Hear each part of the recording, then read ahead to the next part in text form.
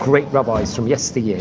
So I want to explore, there was actually a brilliant article I saw on Jewish Ideas website within regards to reflections on the Western Sephardic tradition of Amsterdam. We're going to explore the Rabbinic history within regards to Amsterdam. We've spoken about maybe a dozen rabbis that were actually working in the Netherlands, or possibly even more, maybe 20 rabbis. So I thought this would be a brilliant opportunity.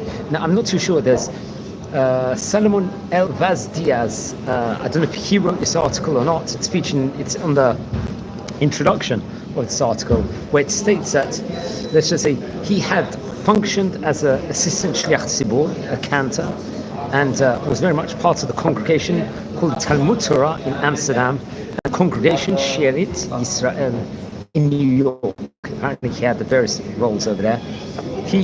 I'm not so sure if he's an author, I'd assume he is. He apparently is a specialist in minhagim and local customs of the Western Sephardic tradition. And I think this article, which I'm using for this video over here, was actually used in issue 21 of a book or publication called Conversations. It was a journal of the Institute of Jewish Ideas and Ideals. So first of all, from the outset, I'd like to thank this well-informed article. I thought it would be an opportune article to actually state over for this series, because we're exploring the various different Sephardic countries and Sephardic minhagim of various countries. So I thought we should explore on Amsterdam over here. So I'm going to quote, and the body of this video would basically be quoting this very informative article.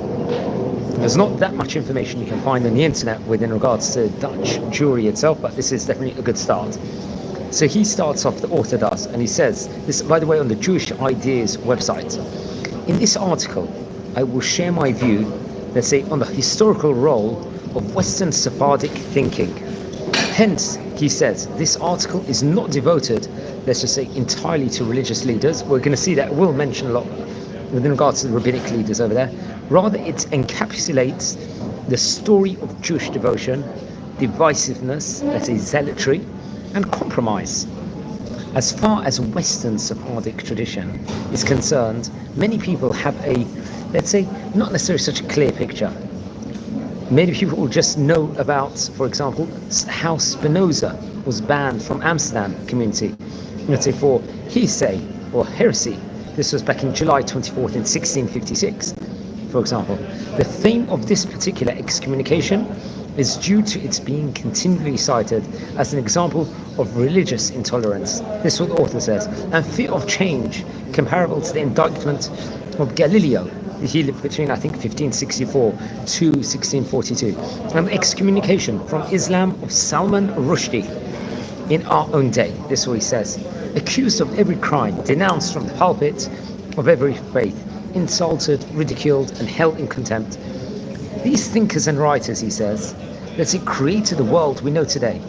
Their words and deeds, they demonstrated the inadequacy of the erstwhile conceptions of religion compared to their views. Now, he says, based on reason rather than superstition, that could withstand the rigors of debate and argument. This is what the author actually starts with over here in the article over here. This is on the Jewish Ideas website. I'm not so well versed in Dutch Jewry.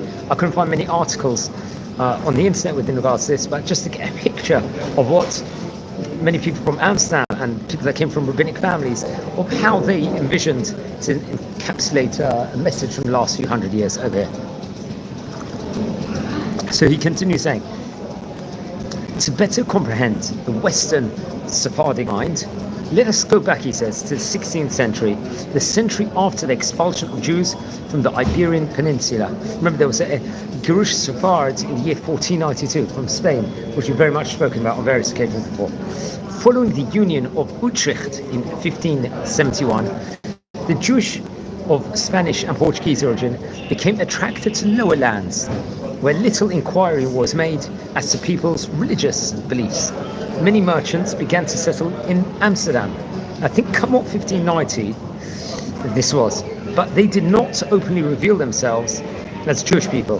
He quotes a doctor of the name Dr. Ben Vermeulen of the Catholic University of Nijmegen in the Netherlands, and he delivered an interesting address at the International Coalition for Religious Freedom Conference on Religious Freedom and the New Millennium.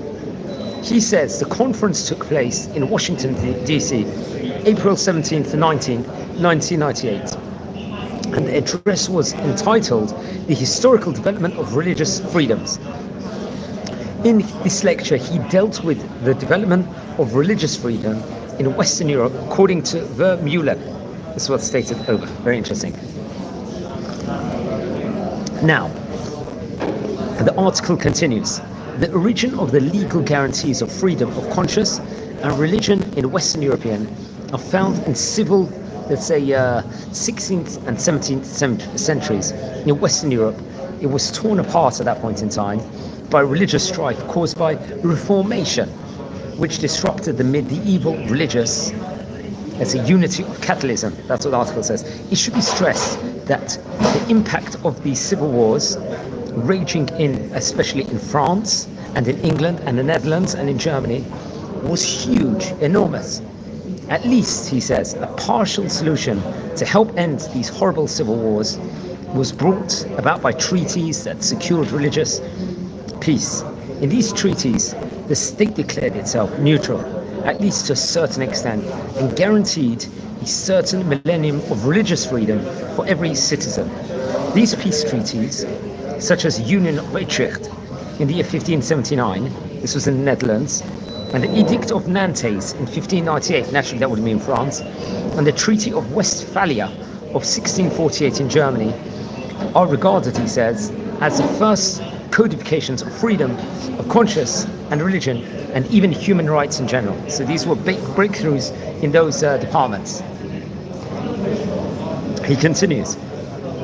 These treaties, especially the Union of Utrecht, influenced the choice of rabbis, chief rabbis, and ministers of Western Sephardic community for the past 400 years. And I'm not too sure the date this was actually written. Indeed, the Union of Utrecht was the first legal document to provide religious liberties to the Jews, since it called for religious tolerance in accord with the pacification of Ghent.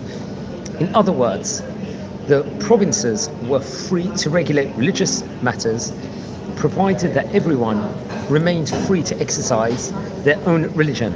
In the words of the Union of Utrecht, he quotes it over here, as for the matter of religion, the states of Holland and Zeeland shall start according to their own pleasure, and the other provinces of this, let's say, this union shall follow the rules set down in the religious peace drafted by someone, Archduke Matthias, Governor and Captain General of these countries, with the advice of the Council of State and the States General, or establish, let's just say, such general or specific regulations in this matter as they shall find good and most fitting for the repose and welfare of the provinces, cities, and individual members thereof, and the preservation of the property and rights of each individual, whether churchman or layman, and no other province shall be permitted to interfere or make difficulties, provided that each person shall remain free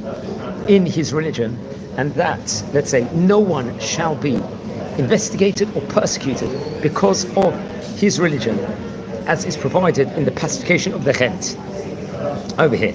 So this was informed article that anyone's joining in at the moment, special edition. We're exploring a bit with regards to the Jewry of the Netherlands and the Western thinking and approach of last several hundred years. I'm quoting an article over here from the Jewish Ideas website, which I recommend everyone to actually check out. Very informative article. And the article will continue. With these treaties, the United Provinces of Netherlands, of Holland, would subsequently, let's say, take both direct and indirect roles in the development of enlightenment in the, let's say, the 17th century. We know all about the Enlightenment movement. Obviously, we've spoken about some rabbis that might have been involved in it. Many rabbis were against it, as we've spoken about in this series also.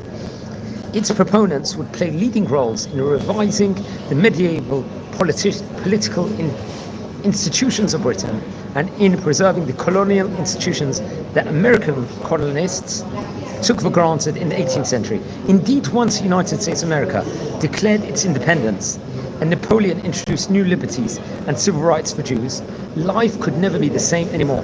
The religious and intellectual life, let's just say, of the Sephardic community in Holland, Netherlands, was marked by tensions between, let's say, different authorities of orthodoxy of the rabbis and the majority of communal leaders on the other side, and the, let's say, critical libertarian individualist views of influential intellects on the other.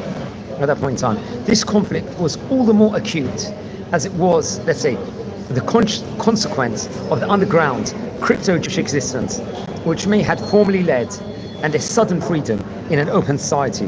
There would be a split developed in Amsterdam's first congregation called the Beth Jacob, or Beit Yaakov, as you could say in Ivrit, because of there was a bitter religious controversy led by, there was a physician of the name, I think he would have been a rabbi or not, Abraham Farrar, I would say.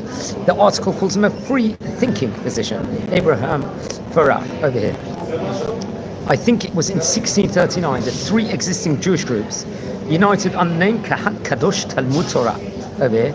And ever since the services were conducted in one place, let's say, one synagogue, the magnificent synagogue dedicated in 1675 became, I think, over there, and just to a place for Sephardic synagogues in many other places as well. There was intellectual life of the community in religious and secular aspects. It attained a high level all throughout. This is what the author says. As a center of Jewish learning throughout the Sephardic diaspora, Jewry brought in a powerful influence and became a focus of intellectual ferment. The Talmud Torah and Etz Chaim Seminary, Yeshiva, was celebrated for the excellence of its teachings, covering not only, let's say, Gemara subjects, Talmudic subjects over there, but also Hebrew grammar, Piyutim poetry, and indeed the upper classes spoke only in Hebrew, which is very interesting. The seminary, the yeshiva, flourished during the 17th century under the leadership of Rabbi, or Chacham as we say, Shaul Levi Mortera, or Saul Levi Mortera. Another rabbi I think we've spoken about, under Chacham Yitzchak Abub de Seka. We actually did a video, I believe, on him at one stage in the series. The Talmidim, the pupils itself, officiated as Shliach Tziburs, cantors, ministers, rabbis, and chief rabbis in numerous communities in Europe, also in America, the Near East, and the Far East as well. It provided, let's say, the article says, quite a few scholars, writers, poets also. Now remember, we've spoken about the heresy of Sabbatean in this series on various occasions before, and that will take a whole debate in Amsterdam itself, as we're going to speak about. He quotes the article itself over here. Let's say messianic hopes seem to, let's say, realize with the arrival of Sabbatean Sebi in the middle of the 17th century. We know he became, it was a total heresy, and he became the false messiah, and was totally banned, and we know the horrors that actually took place within regards to him afterwards. But I think in Amsterdam, he hit Amsterdam, and many became followers of this false messiah, and only a minority vigorously opposed him. As we've spoken about this we did a video on the great Chacham Tzvi, who was a chief rabbi of the Ashkenazi community at the time, and Rabbi Moshe Hagiz, that I think later on a man named Nehemiah Hayun will bring about heretical books, and he was followed the Sabbatean movement. And Rabbi Moshe Hagiz and the Chacham Tzvi would take a very tough stand against the heresy, let's just say, connected to Nehemiah Hayun's books. But I'll continue this article. This was a separate thing. It wasn't mentioned in this article specifically. Many become followers of this false messiah, and only a minority vigorously oppose him. The leadership of the community remained for long periods under the influence of the Sabbateans, including Rabbi Yitzchak Abuab de Fosenka, Rabbi Moshe, or Moses Raphael Aguala, and Rabbi Benjamin Musafia. Even in the early parts of the 18th century, there was Rabbi Solomon Ayalon. Remember, he was also chief rabbi of the Sephardic Portuguese community in the United Kingdom. He was in charge. There was controversy over the Sabbatean work of Nehemiah Hayun, which will be deemed as heresy by most rabbis. Now, very prominent Ashkenazi rabbi who we just mentioned about before, Rabbi Chacham Tzvi Hirsch Ashkenazi, he lived between they say he was between 1656 1780, but I don't think he lived that long. I think there was a mistake over there. He had entered the dispute And he would end up being excommunicated by the congregation's trustees in 1713. We spoke about it in this series in a separate video with regards to Chacham Tzvi. Now remember, I think later on they're going to realize that he was right all along, and there'll be an apology to either Rabbi Moshe Hagiz or to the Chacham Tzvi at a later stage. I think Rabbi Solomon Ayalon, but I think initially they would actually excommunicate him because of this. In the early days in Netherlands, the Jews of Iberian origin were influenced and challenged by their surroundings. They had to debate and defend their faith in communities, as I say, such as in Ferrara, Venice, Antwerp, Amsterdam, Hamburg, London, and beyond. These Iberians, most of whom had been raised as Roman Catholics, were largely unaware of Hebrew and formal Judaism. For their benefit, let's say, Torah, Bibles, prayer books, tefillah books itself, and a whole range of works on the essentials of Judaism were published in the vernacular. However, Jewish book printing in Amsterdam was not an enterprise. It was committed solely to didactic works. Many books reflect the broad cultural interests and academic background that these people had brought with them, especially from Spain, Portugal, also from places like Italy and the Ottoman Empire, respectively. Also, the encounter between Iberian Renaissance culture and rediscovered, let's say, Judaism in environments such as a cosmopolitan, the tolerant city of Amsterdam, turned these, let's say, Western Sephardim into the first modern Jews, you could say. This development exemplified by the life and works such as intellectual pioneers such as Rabbi Saul Levi Mortera, Rabbi Menashe ben Israel. He would become, I think Rabbi Menashe ben Israel, if I'm not mistaken, would actually help bring the Jews back to uniting them. We spoke about it in a private video we did about the history of British Jews. We did, and also Rabbi Yitzhak Aboab de Fonseca, who we just mentioned about before, very much so. They had a huge role to play at that stage in time. And that was only the beginning, for it evolved further from the 17th century into all the way to the 21st century. Here we're in the 2000s at the moment. There were also difficult periods, especially in the mid-19th century, in the mid-1800s, when the community suffered from both world wars at that point in time, obviously First and Second World War. Worst of all were the segregation, deportation and extermination by the evil Nazis, which nearly resulted in total destruction.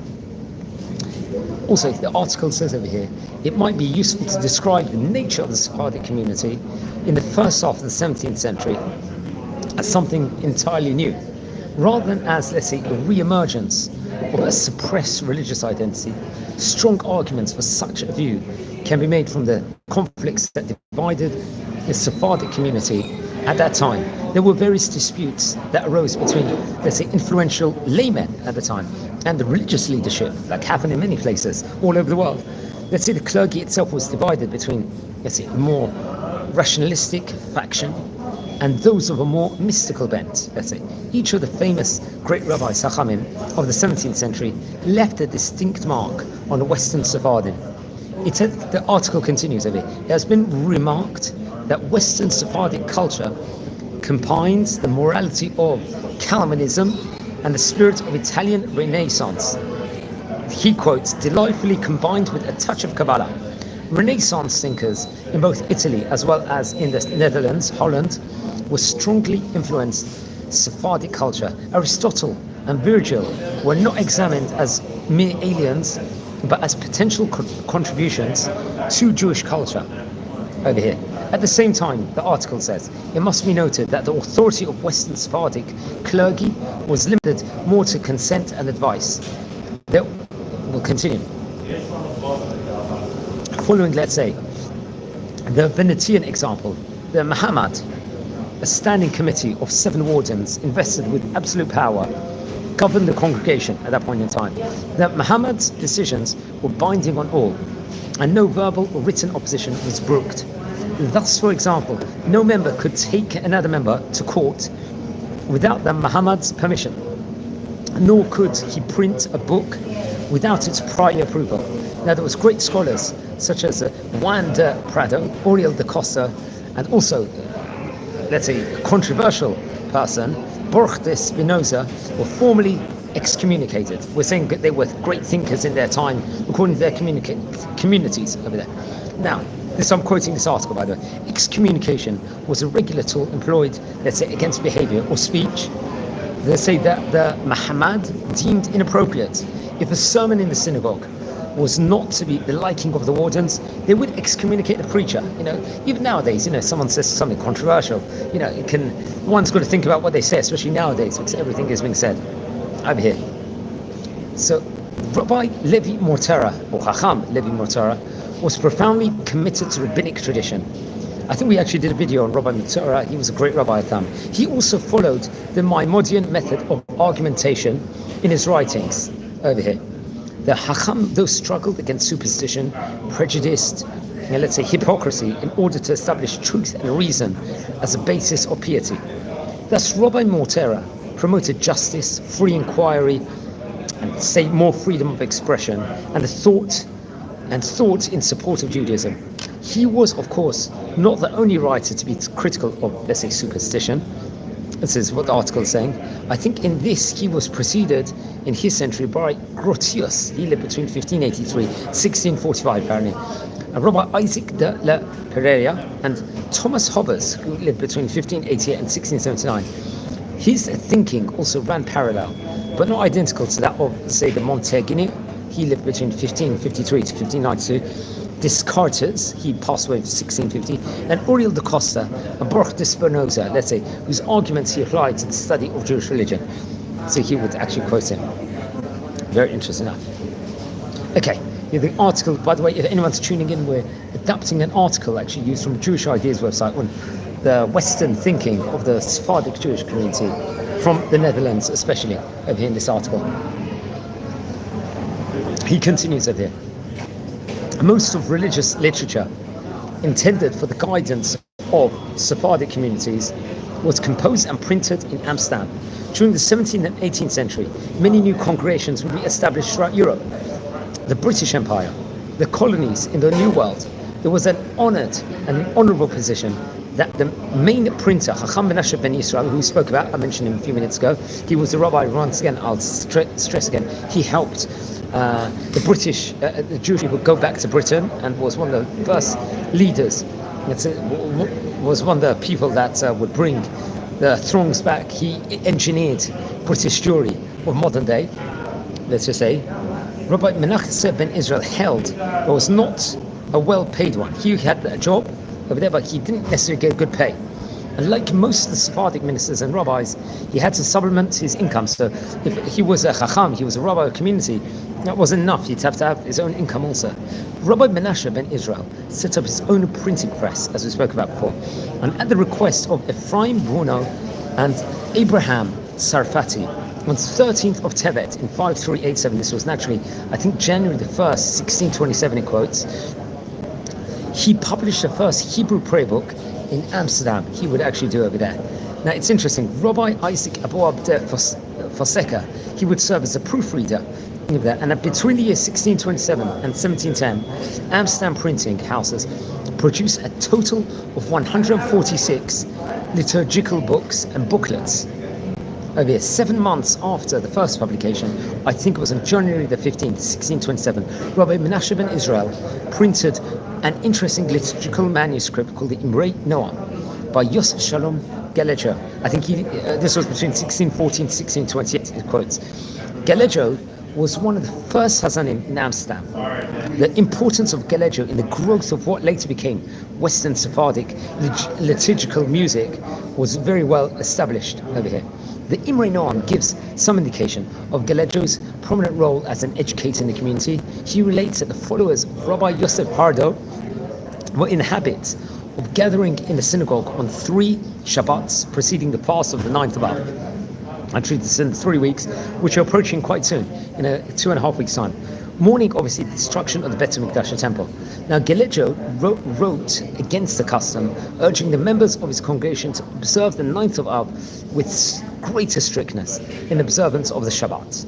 Now, in Amsterdam, as elsewhere, there was at that point in time the proclamation of the heresy, or Sabbatean Tzvi, who was a false messiah, as a messianic figure In 1665, it evoked extraordinary enthusiasm over there, let's just say. And let's say that the standard liturgy was temporarily changed accordingly. Now, Kabbalah in its various systems and schools had spread and become a central part of Jewish theological discourse. Let's say giving at that point in time, Sabbateanism, whose founders and leaders were, I think, Kabbalists, it says over here, and in an elevated position. This came in addition to the mythic and folk elements that nourished, let's just say, the Sabbateanism movement at the time. There was discussion in liturgical changes, and it continued for years. Now we know the Sabbatean movement refused to accept the reality of Shabtai Tzvi's defection from Judaism to Islam, which was already a horror show in of its own right, as we spoke about. He had disappointed, obviously, many people. They realized the heresy behind it and the terribleness behind it at that point in time. Remember, we've spoken about the Shabtai Tzvi on previous videos before, especially in Rabbi Moshe Hagiz's one, Rabbi Salomon Ayalon's videos, if we spoke about before, and so on and so forth. But we spoke about it very much so, I think, at that point in time. He had, obviously, there was, let's just say they had this hope of Moshiach, it was obviously all heresy at that point in time, and he was a fake person, a fake Messiah. Now, the Sabbatean movement was a thorn, let's say, on the side of many of the great Chachamim, especially in Amsterdam, especially Rabbi Yaakov Sasportas, who I think was born in Oran in 1610 and passed away in Amsterdam in 1698. Remember, Rabbi Sasportas became the first chief rabbi of the Spanish-Portuguese community in the United Kingdom, making the first chief rabbi in the United Kingdom. He was appointed as a Chacham on April the 4th in 1693 in Amsterdam. He was descent, I think, 11th generation after Nachmanides. Nachmanides passed away in 1270. The opinion among the members of Muhammad was mixed, but in the end they supported Rabbi Sasportas. He was an experienced rabbi. He led the Rabbinic also in Hamburg from 1659 until 1664. He would become the Chacham in London, the chief rabbi over there.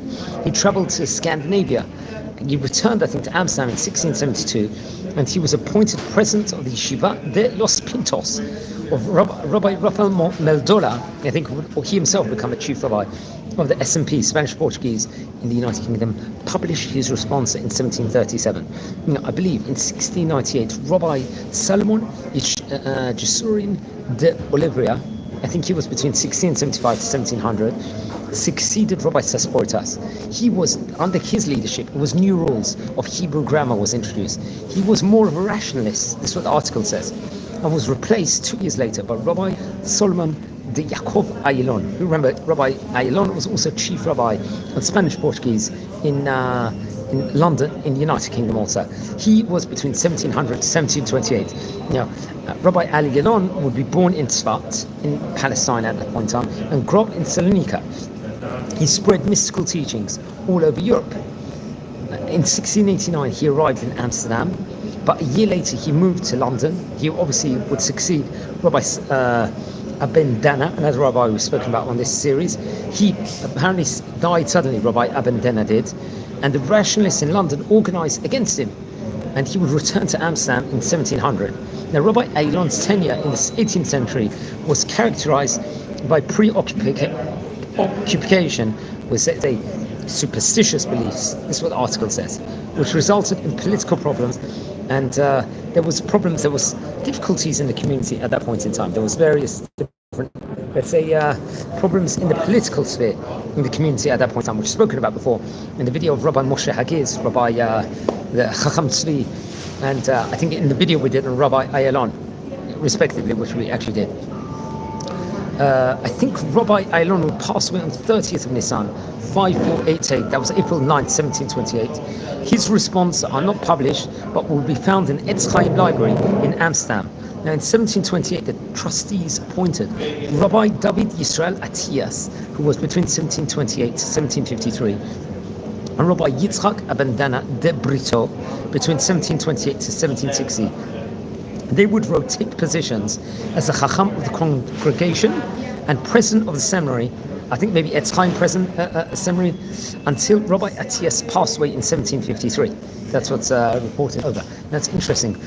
Now, the author, I think he's talking about his great-grandfather here. He says, on a personal note, my great-grandfather, Rabbi Samuel Kathan, who was between 1692 to 1770, was the son of chief rabbi of Sali, near Rabat in Morocco. He came to Amsterdam in 1715, married the daughter of Rabbi Shmuel Ahubi, or Samuel Ahubi, a Sephardic rabbi in Belgrade, obviously in Yugoslavia, which was part of the Ottoman Empire. That's modern-day Serbia now. Rabbi Akatan succeeded his predecessor, Rabbi de Massa. When he passed away in 1761, he would be appointed the head of Jewish court, the Av Bet Din. He was more of a teacher and a preacher than a communal leader, let's just say. And consequently, sent from Rabbi Salmon Shalem, he lived between, I think he was rabbi between 1762 to 1781, from the Ottoman Empire to head the congregational affairs. He writes down in his article here, it was a controversial time, let's just say. Harab Chacham Shalem chaired the rabbinate while there was, we spoke about Rabbi Tzvi Hirsch Ashkenazi, the famous Chacham Tzvi, was universally known obviously as Chacham Tzvi, arrived from Altona. In the beginning, he was highly regarded in Amsterdam itself. However, because, let's just say, he was very tough, because obviously the controversy of Nehemiah Hayun at that point in time, which we spoke about in depth in the previous videos, with regards to the heresy of his books, he would be seen as outspoken. And he would, as I said before, the Western Sephardic community at that point in time, there was a rift with the Ashkenazi community and the Sephardic community, and they would actually judge on him, and they would order, they would check his history out and everything else, and he was relieved of his office. Chacham Tzvi was in 1714. Remember, I think some of the rabbis in Amsterdam would apologize to him later and realize he was right, because the Chacham Tzvi was very against the Sabbatean movement and saw it as heresy, and he warned everyone and wanted to excommunicate Nehemiah Hayun, as his books were heretical, and the Sephardic community at that time seemed to have supported Nehemiah Hayun. But as I said before, some of these the rabbis in the Sephardic community in Amsterdam would realize that the heresy behind the book at a later stage, if I'm not mistaken. This, by the way, some of the things I'm adding a few of my own points to the article which I'm stating, so not all this is featured in this article which I'm quoting. Okay, see, he went, let's say, by way of London and Emden to Lemberg, where after officiating as rabbi for a short while, he passed away in 1718. This is Chacham Tzvi. He would pass away 4 years later. It's stated over. Yeah, so that's very interesting. During the whole period of this period, the power of trustees, let's just say, would actually modify at that stage in time, at will of the status of the congregation, and procured the approval of, let's say, magistrates.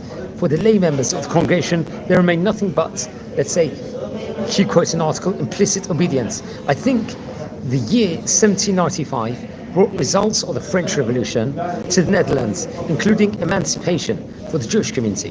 On September 2nd, 1796, the National Convention proclaimed the following resolution: no Jewish person shall be excluded from rights or advantages which are associated with citizenship in the Batavian Republic, and which he may desire to enjoy. Now, Moses Moresco was appointed a member of the municipality at Amsterdam, while Moses Asser became a member of the Court of Justice there. The old conservatives, which, let's say, had stood the chief rabbi, the Ashkenazic chief rabbi at the time was Rabbi Yaakov Moses Lewenstam, were not desirous of emancipation rights. Indeed, these rights were, for the greater part, of doubtful advantage, since their culture was not so far advanced and they could, let's say, frequent general society. Besides, let's say, this emancipation was offered to them by a party, let's just say, which had advantage since their culture was not advanced.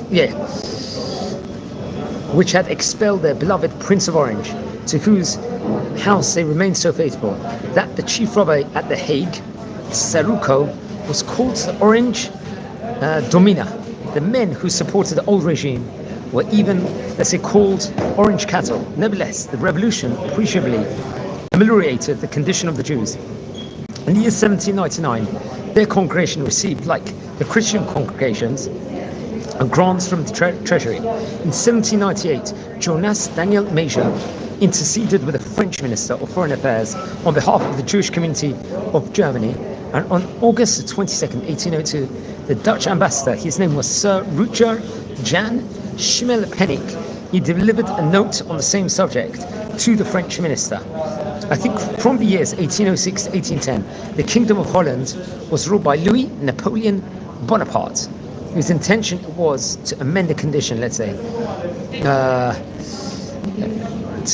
of the Jews, that their newly acquired rights would become of real value to them. The shortness, let's just say, of his reign, however, prevented him from carrying out his plans. For example, after having changed, let's say, the market day in some cities like Utrecht and Amsterdam from Saturday to Monday, he also abolished the use of oath more judicial in the courts of justice and administrated the same formula to both Christians and Jews. To accustom the latter to military services, he formed 2 battalions of 803 men and 60 officers, all Jews, who had been until then excluded from military service. Even from the town guard, the union, let's say, of Ashkenazic and Sephardim, intended by King Louis Napoleon, did not come about. He had decided to establish schools for Jewish children, who until then were excluded from public schools. This was reported over. At that point in time, they were actually excluded from the schools. Upon the death of Cham Daniel Cohen de Azudio, I think he lived between 1751 to 1822, the congregation, I think, at that point in time, would appoint no Chacham, but a Bet Din they would have.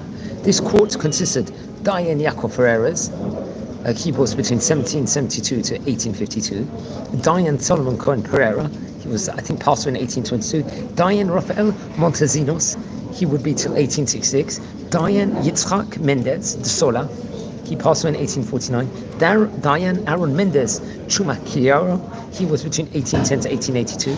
In 1860, I think Rabbi Chumakiro was Rabbi of Congregation Mikveh Israel in Willemstad, in Curaçao. Then there was Dayan David Lopez Cardoza between 1852 to 1890. Dayan Elazar Aaron Vaz Diaz, he was between 1813 to 1885. Dayan Jacob Lopez Cardoza, who we spoke about before. And Dayan Jacob Mendez Chumakiro, he lived between 1833 to 1900.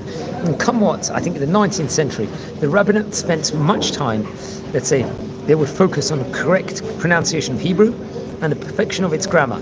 New prayer books were printed with Dutch translation. There was a Dayan David Lopez Cardoza, was the last rabbi, let's say, to preach in Portuguese. Come what, August the 12th, 1900, the trustees would appoint a native-born rabbi as a congregation's chacham. His name was the legendary Rabbi Yitzchak Pelachi. I'm not too sure how he was he related to Rabbi Avram Pelachi or Rabbi Chaim Pelachi. They were great rabbis in Turkey. That I'm not too sure of. If anyone knows, please send me an email.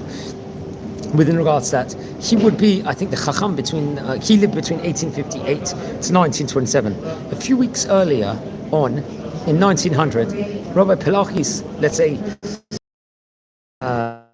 fellow person that was also having similar roles to him, or wanted similar roles to him, was Rabbi Aaron Rodriguez Pereira. He passed away in 1922. He was appointed Chacham at Hag. This is Rabbi Pereira's honesty, his friendly personality, and his prodigious knowledge made him a famous and beloved personality. Under the leadership of Rabbi Pelachi, new immigrants arrived from the Ottoman Empire. Especially in 1919, the trustees would appoint Dr. Chaim Benjamin Israel Ricardo. He lived between, I think, till 1944, as Ruby, as adjunct rabbi. After Rabbi Pelagi's death, Dr. Ricardo was promoted to Dayan over there. So we'll call him Rabbi Ricardo, or Dayan Ricardo, was an outspoken religious Zionist. Most congregants held him in the highest esteem. He was a very social gentleman who would visit congregants and bring hope while they were suffering the consequences of the Great Depression. But Zionism at that time was not politically correct over there, or wasn't necessarily very popular among Dutch Jewry. Consequently, I think come 1929, the trustees brought a famous and very learned Ottoman rabbi to Amsterdam. They appointed Rabbi Eliyahu Francis. He was a Dayan there between 1928 to 1944. He was a Dayan. And also, Diane, Ricardo, and Francis led the community harmoniously through the Depression and World War II. Rabbi Eliyahu Francis was born in 1875 in Salonika, in Greece. He would study foreign languages and became the secretary of the chief rabbinate in Salonika. The trustees appointed Francis as the Ab Bet Din over there, head of Jewish court. He became very popular since he had intellect combined with great knowledge. He was strict in the law. He strengthened the tradition while also being an open to the needs to the community. He was pleasant and modest. In 1938, he visited his father, who lived in Jerusalem. He was one of the candidates for chief rabbi of Tel Aviv. When he did not win that position, he returned to the Netherlands. In due course, he was among the Jews deported and murdered by the Nazis. Now, Reform Judaism in Netherlands never was popular amongst Western Sephardim.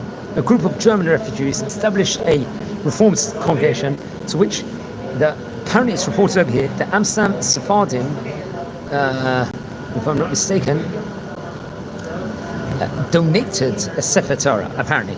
The relationship remained cordial but distant. So they were not reformed. They had the Sephardic way. While Western Sephardim lived as secularists, they loved their synagogue, their rabbis, their music, and were very proud of their tradition. In this climate of mutual respect and high tolerance, the majority of Sephardim felt no need for Reform Judaism. They would stay Orthodox Judaism, but they cooperated like they were on friendly terms, seemingly. Now, when Nazi Germany invaded the Dutch kingdom in May 1940, there were around 140,000 Jews in the country, of whom some 120,000 lived in Amsterdam.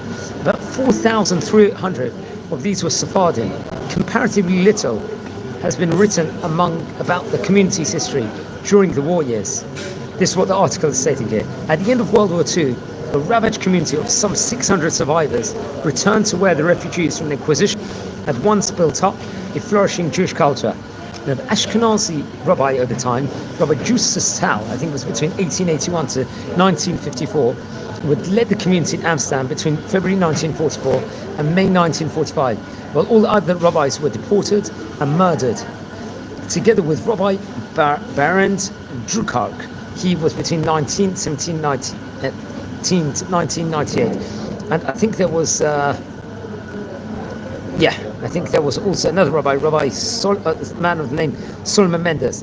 Now, as the libertarian of European continent was on its way, there was Major Dr. Solomon Rodriguez Pereira, who passed away in 1969. I think he was a rabbi also. He was a rabbi of the Hague, returned to the Netherlands with the Royal Dutch Princess Irene Brigade as its chaplain. Soon after the war, the trustees appointed Rabbi Rodriguez Pereira as a chacham. He continued to live, his life as a free man in the city of Hilversum and would visit Amsterdam during the holidays. To mark his 40th anniversary as a rabbi of the Sephardic community in The Hague and his work after World War II in Amsterdam, Queen Juliana conferred knighthood in the Order of the Dutch Lion onto him. The Chacham did his utmost to rebuild, what had existed before the Great Catastrophe, although he only worked part-time at that stage in time.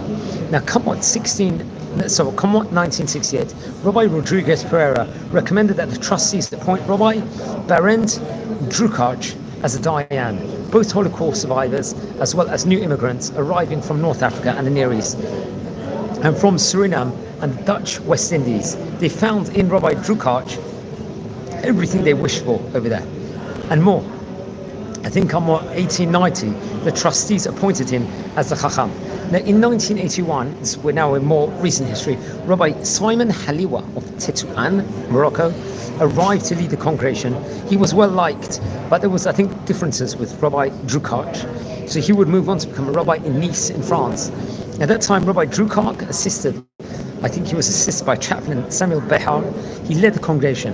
And the congregation would go on to open a second synagogue in Amsterdam. And I think 2012, Rabbi Dr. Mark the Angel, who was a mistress of Congregation Sheretz Yisrael in New York, installed Dr. Pinchas Toledano as a Chacham in Amsterdam. And we're now more in recent history. Now, in conclusion, the article writes over, the author writes, the extraordinary legacy the Western Sephardim included its great Hid al-Gusimo its reverence for its past, and let's say the dignity of its culture also. It traces its origins to the Iberian Peninsula, Italy, North Africa, the Ottoman Empire. Characteristically, its long-standing tradition of tolerance was directly reflected in the policies of the Chief Rabbinate throughout, let's say, its early history and into its modern times. Now, I think he's actually given us here on the website, on this article, a list of the senior ministers by the Muhammad to Hacham of Congregation of Talmud Torah, the Portuguese Israelite community of Amsterdam in the Netherlands, as traditionally receiving annually preceding Arvit on the eve of Yom Kippur. Let's go through this list over here, very informative. I'll say it in the terminology they give over here, using the English words. I use the terminology Hacham as a rabbi. So first of all, Hacham Joseph Pardo was between the years 1602 to 1609. Will be Hacham David Pardo was between 1619 to 1657. Hacham Saul Levi Mortero 1616 to 1660. Hacham Abraham Cohen de Herrera was between 1602 to 1635. Hacham Isaac Uzziah 1610 to 1622. I think they're working alongside each other. Hacham Manasseh ben Israel 1622 1657. Hacham Isaac Abuab de Fonseca 1660 1693. He will be there. Hacham Jacob Sportas, Jacobs Sportas, he would be 1675 to 1698. Hacham Salmon Jesurin de Oliveira 1675 to 1700. Hacham Solomon de Jacob Ayelon between 1700 and 1728. Hacham David Israel Atias was between 1728 and 1753. Now, Hacham Isaac Abendena de Brito was between 1728 to 1760. Hacham Salmon Shalem was between 1762 to 1781. Hacham David Akohen de Azevedo was between 1781 to 1792. Hacham Daniel Akohen de Azevedo was between 1792 to 1822. Then Diane David Lopez Cardoza. Remember, I think some of these now, I think the roles won't necessarily be with other people. It was separate. He was between 1852 to 1890. And Diane Elazar Aaron Vazdiaz was between 1852 to 1885. Hacham Isaac Palachi 1885 to 1927.